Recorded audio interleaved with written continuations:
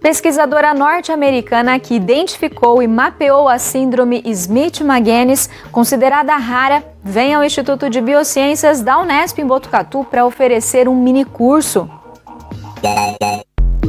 Anne Smith fez um detalhamento da síndrome e da trajetória de mais de 3 décadas dedicadas à pesquisa e ao diagnóstico de pacientes, fundamental para que os profissionais da área da saúde no Brasil se familiarizem com a doença genética. Também vamos entender como plataformas, ferramentas e aplicativos digitais podem contribuir na formação e desenvolvimento dos cidadãos.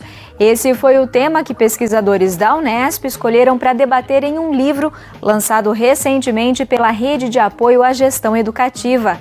Quinta-feira, 16 de maio, Unesp Notícias começa agora.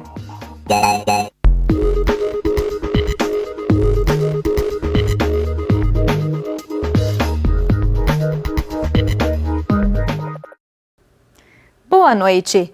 Uma síndrome rara que atinge 1 a cada 25 mil recém-nascidos e ainda pouco diagnosticada no Brasil, justamente pela falta de familiaridade com as características que ela apresenta.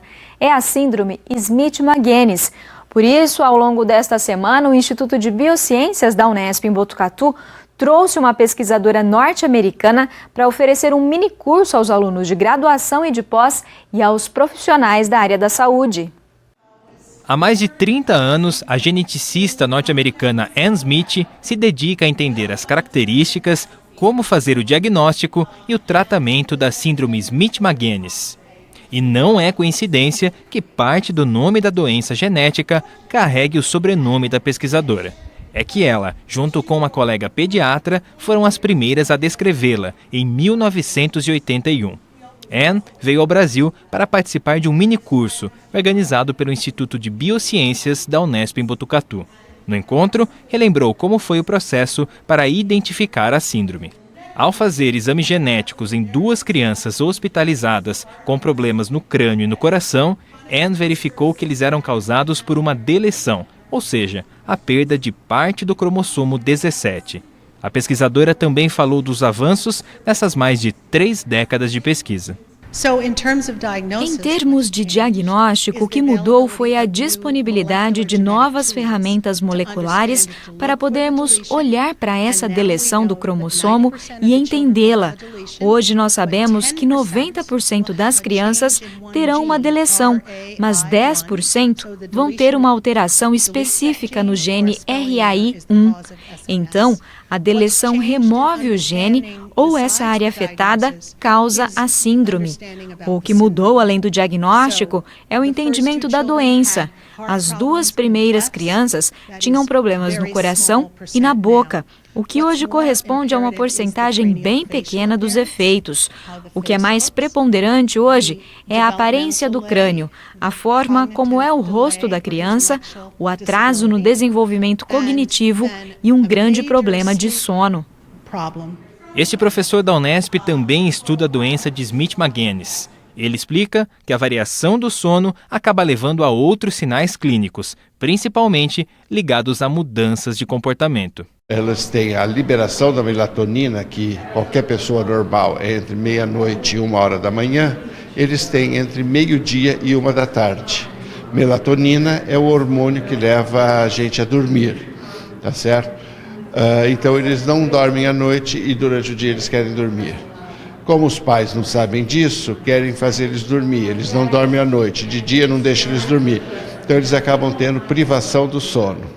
A privação do sono, nós já sabemos, leva pessoas a ficarem extremamente irrequietas e com humor instável, muito birrentas.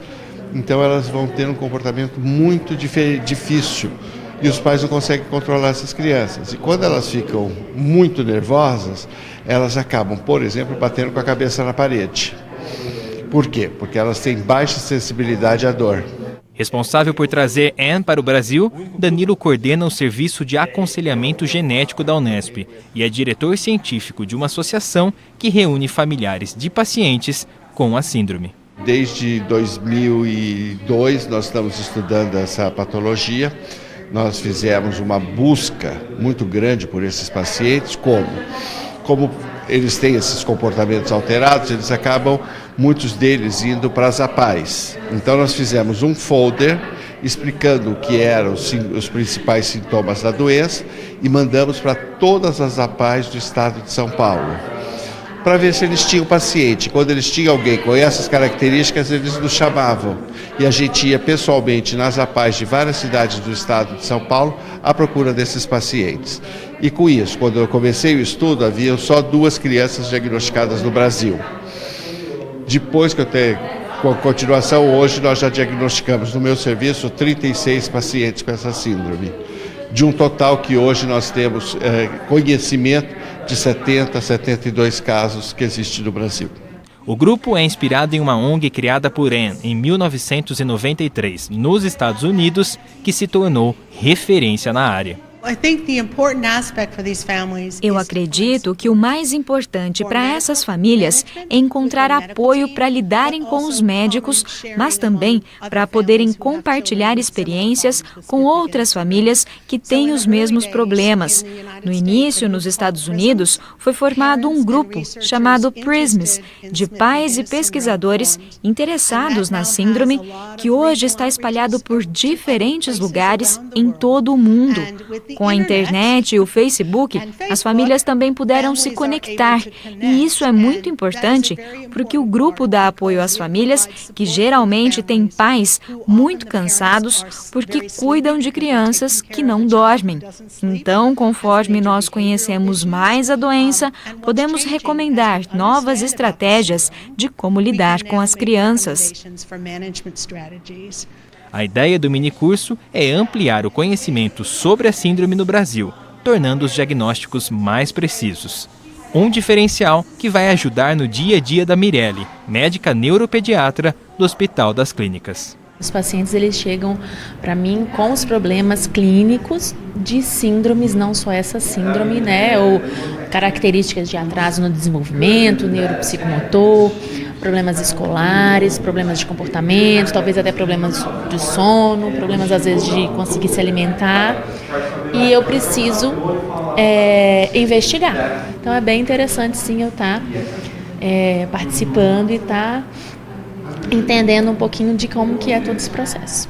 Aluno de medicina, o Felipe participou do minicurso porque já sabe a que vai se dedicar após a formatura. Eu sempre tive interesse em entender o porquê dessas doenças e entender um pouco mais a fundo os mecanismos moleculares também. E esse curso hoje ele te dá uma base para entender justamente como que ocorre, qual que é o mecanismo genético que envolve essa doença, como que você faz esse diagnóstico e como você, a partir do diagnóstico, consegue lidar com as crianças, no sentido de como você consegue fazer um grupo de suporte, como você consegue também trabalhar com uma equipe multiprofissional, no sentido de favorecer um apoio e um suporte a esses familiares.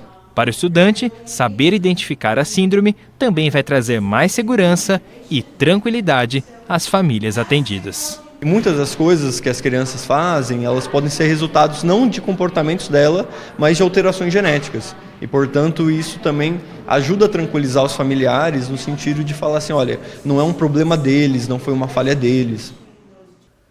Depois de passar por Botucatu, a geneticista Anne Smith vai participar de um encontro no campus da Unesp em São Paulo na próxima segunda-feira, dia 20. O evento começa às 9 da manhã no anfiteatro do Instituto de Física Teórica, com uma palestra sobre a síndrome Smith-Magenis e a trajetória de 35 anos da pesquisadora. Das 10 ao meio-dia e meia, será organizado um debate com pais e familiares de portadores da síndrome, além de profissionais da área da saúde e da educação envolvidos com o tema. Em seguida, esses profissionais encerram o evento discutindo projetos de pesquisa com temas que envolvam a síndrome. O evento é gratuito e, para participar, os interessados devem se inscrever no dia e local do evento. Outras informações no endereço que aparece aqui na tela. As redes como dispositivos para gestão educativa na Iberoamérica. É o tema de um livro publicado em espanhol pela Rede de Apoio à Gestão Educativa da Universidade Autônoma de Barcelona. Essa é uma associação científica internacional que organiza e disponibiliza informações sobre temas como gestão e liderança de instituições educativas. Um dos capítulos desse livro é escrito por pesquisadores da Unesp e discute justamente o contexto brasileiro de uso da tecnologia na área de educação. A professora Márcia Reis, do Departamento de Educação da Unesp em Bauru, uma das autoras do capítulo, conta quais são os desafios de se discutir o uso das redes na educação e o potencial delas ainda não explorado, muitas vezes por falta de conhecimento. O uso das redes em nível de educação, quando a gente está falando sobretudo da educação superior, parece algo bastante inerente. O próprio surgimento das universidades tem a ver com isso de formar redes. Não à toa e não por acaso, por exemplo, hoje na Europa já existe um projeto que é bastante abrangente, chama-se Pacto Bolonha. O Pacto Bolonha significa uma espécie de conexão e formação de rede de todas as universidades da Europa. Isso, só para a gente poder ter uma ideia, quando refletido nesse estudo que a gente fez e apresentou com os 11 países ibero-americanos, a característica é de que todos estamos conectados também. E nesse sentido é bastante, de uma forma alentadora, que a gente consegue registrar e deixar sistematizado que as redes nas universidades do Brasil, elas já fazem um papel e cumprem uma função bastante importante e que todos nós estamos de alguma maneira muito ligados a eles. Por exemplo, quando nós falamos de uma plataforma Lattes, é uma plataforma que tem exatamente essas características que se conectam e fazem parte de um conjunto todo de informações em que pesquisadores, que somos todos, na universidade fazemos pesquisa, pessoas que fazem projetos de extensão, envolvidos de distintas formas com a docência, nos conectamos e podemos potencializar, por exemplo, boas práticas. Então, a gente estando aqui na Unesp, no campus de Bauru, eu consigo, por exemplo, fazer algumas interconexões com uma colega chamada Kátia Cunha, lá na Federal de Pernambuco, ou com uma colega chamada Ana Maria na UNB, ou então no Rio Grande do Sul com a Mayra Baumgarten. Então, eu tenho distintos atores que se envolvem e quase que num processo de formar núcleos de estudos, a gente vai fazendo quase que redes de redes. A nossa grande questão talvez fosse a formação de redes na educação básica.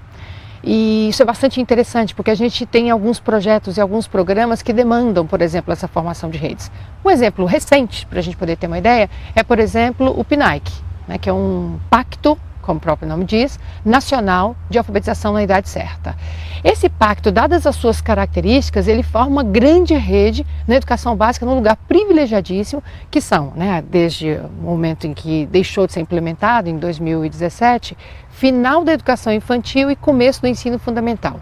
Um momento decisivo, importante para a passagem das nossas crianças ao mundo da escrita, ou a cultura da escrita, ou a escrita da cultura, como a gente queira.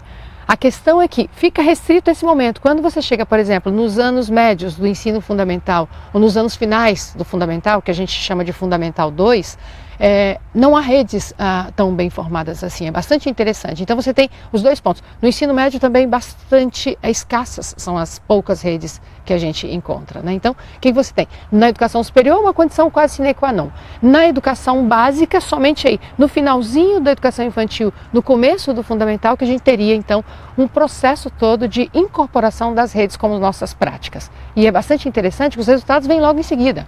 Nada como uma boa prática compartilhada, nada como uma boa prática vivenciada, porque ela nunca vai ser boa para todo mundo da mesma maneira. Uma prática que é exitosa numa certa escola, ela, com algumas modificações, ela pode funcionar em outra. Em outra, inclusive, pode ser um exemplo de como não fazer, né? E esses processos todos, quando a gente está em rede, a gente economiza, a gente poderia dizer assim, um tempo, um processo todo de gestão, um espaço que fazem bastante diferença quando a gente está tratando, por exemplo, de políticas públicas ou de gestão da educação básica. O Brasil, nesse conjunto de 11 países, parece bastante ocupar uma condição privilegiada. Há um ponto comum entre eles, inclusive, que nós podemos tratar de uma forma muito, assim, quase que com propriedade, que é a nossa inserção nos processos todos de educação à distância.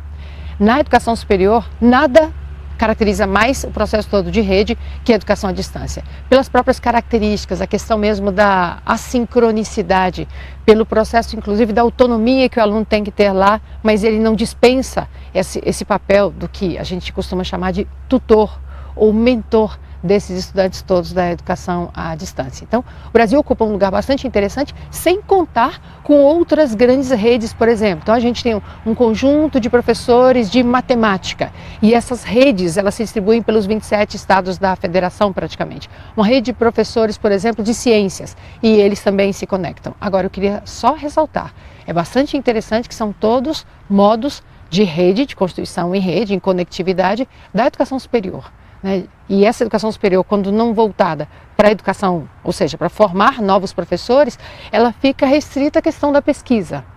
Esse desdobramento entre pesquisa científica, né, porque nós produzimos na nossa universidade, sejam as pesquisas de modo pesquisa pura, como a gente costuma chamar, ou pesquisas aplicadas, elas ainda estão muito distantes do que acontece na educação básica. As nossas pesquisas da área de educação, que tentam se aproximar, só para a gente poder ter uma ideia, essas ainda não formam redes tão privilegiadas como essas redes que nós teríamos ligadas especificamente à pesquisa. Só para a gente poder perceber, há inclusive fóruns, né, de distintos professores que trabalham com ciências, ou então, por exemplo, um fórum de pró-reitores de graduação, fórum de pró-reitores de extensão. Mas a gente não encontra, por exemplo, fórum de professores de matemática, fórum de professores de língua portuguesa, né, voltado especificamente para resolver aquelas demandas que a gente tem da educação básica. Então, são pequenas iniciativas que a gente tem, mas elas não têm ainda essa abrangência que outras redes possuem. Então, eu queria só ressaltar isso. É bastante interessante o quanto as redes fazem parte da nossa condição como universidade. Elas estão muito mais ligadas à questão da produção científica, o seu processo de construção e difusão, mas muito pouco ainda nesse processo todo de redes que vão se conectar com as demandas da educação básica, que a gente considera sempre em termos de políticas públicas, e qualquer pessoa que lide com a formação de professores considera fundamental. Eu preciso ter um diálogo direto, eu preciso ter uma rede quase que sem interrupção nenhuma com as demandas que a educação básica oferece e com aquilo que a gente tem produzido na universidade, seja em termos de metodologias, seja em termos de técnicas, seja em termos de novas teorias. Não importa, são todos aspectos muito importantes para a gente poder compreender, e uma vez compreendidas as demandas da educação básica, a gente vai poder responder com melhores técnicas, melhores significa que vão responder essa demanda, e a gente vai ter uma qualidade melhor. Melhorei a qualidade da educação básica, a qualidade da educação superior também vai, sem dúvida nenhuma, ser melhor. Já o professor José Luiz Bizelli, da Faculdade de Ciências e Letras da Unesp em Araraquara, que também colaborou nesse debate e escrita do livro, avalia os benefícios do uso das redes na gestão da educação e o que é preciso para que essas experiências cheguem ao maior número de escolas da rede pública. As redes são processos de comunicação. Então, dessa forma, elas podem atuar no processo pedagógico, nas relações que se estabelecem entre alunos e professores. Nós temos hoje metodologias ativas, por exemplo, que estão direcionadas fundamentalmente para essa relação pedagógica entre alunos e professores, mas as redes também podem atuar facilitando o diálogo da comunidade com os gestores. No texto, especificamente, a gente se centra na questão da educação à distância, como uma forma dessa educação ser praticada, facilitada pelas redes de comunicação. E aí a gente poderia pensar basicamente em dois aspectos fundamentais que as redes facilitam. Ao facilitar o diálogo entre a gestão e a comunidade, as demandas da comunidade ficam mais visíveis para os gestores. Então é possível ter um melhor diálogo frente a essas demandas, ver quais são os limites, quais são as possibilidades de atendimento dessas demandas no processo educativo. Por outro lado, o texto também chama atenção muito especificamente para a questão da responsabilização que a rede permite. Ou seja, conforme a comunidade pode visualizar todas as ações da administração, ela pode se responsabilizar nesse processo. é aquilo que nós chamamos de accountability. Então, este processo também é facilitado pelas redes de comunicação, por esse atuar em rede. Para que a gente pense as redes no Brasil, nós temos que pensar que nós estamos em uma sociedade de consumo e que o preço deste funcionar em rede deve ser ou pago pelas escolas que têm condições de enfrentar os custos da rede ou por políticas públicas que financiem efetivamente a entrada dessas escolas na rede. A internet no Brasil é muito cara, então nós temos que pensar como efetivamente todas as escolas poderiam funcionar nessas redes de aprendizagem, nessas redes de gestão. Certamente, 3 questões se colocam como fundamentais quando a gente pensa a democratização da rede. A primeira delas diz respeito ao acesso, ou seja, esse sistema só funcionará de uma forma mais democrática se todas as pessoas tiverem acesso à rede. Então, o que antigamente nós víamos chegando à casa do cidadão, água, luz, asfalto, hoje, para além desses direitos que todos os cidadãos têm, deveríamos ver chegar à casa do cidadão também um ponto de internet. Então, universalizaríamos, de uma certa forma, o acesso das pessoas às redes de informação. O segundo aspecto é que, depois do acesso, as pessoas devem se apropriar dos conteúdos que existem na internet. E esse exercício de apropriação faz parte do repertório que a educação presta ao cidadão. Então, só como exemplo, um cidadão que saiba uma língua tem um determinado acesso a um conjunto de informações. Outro cidadão que saiba falar, ler 2 línguas, ele vai ter acesso a um conteúdo muito maior de informações. Se essas 2 condições estiverem atendidas, uma terceira situação pode ser enfrentada de forma mais visível.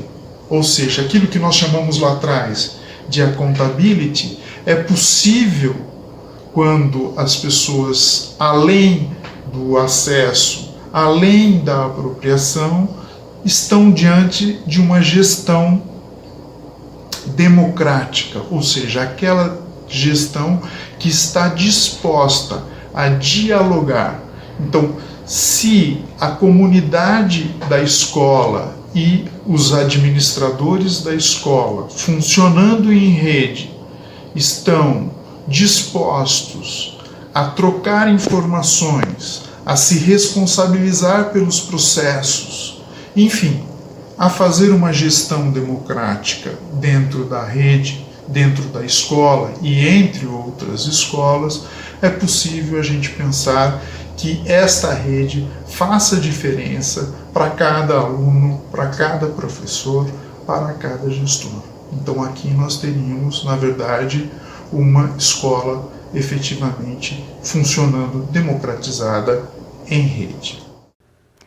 O livro, publicado pela Universidade Autônoma de Barcelona, pode ser acessado gratuitamente online. O link é esse que aparece aqui na tela. Eu te espero amanhã às 6h30. Continue ligado na programação da TV Unesp e não deixe de mandar suas sugestões para a gente pelas redes sociais. Tchau!